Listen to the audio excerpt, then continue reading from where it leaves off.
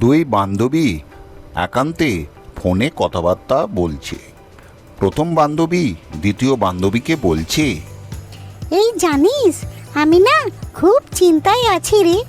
আমার বর এখন প্রায় রাত করে বাড়ি ফিরছে।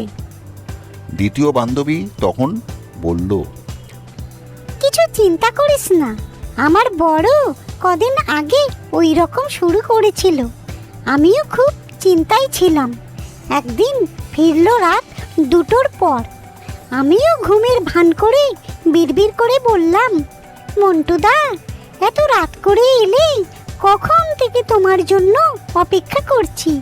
প্রথম বান্ধবী তখন দ্বিতীয় বান্ধবীকে বলল, কিন্তু তোর বরের নাম তো পল্টু। হ্যাঁ, ওতেই তো কাজ হলো।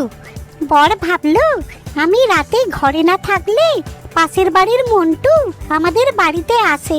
ব্যাস, তারপর থেকেই বাবু সন্ধে হলেই একদম বইয়ের গ্যারেজে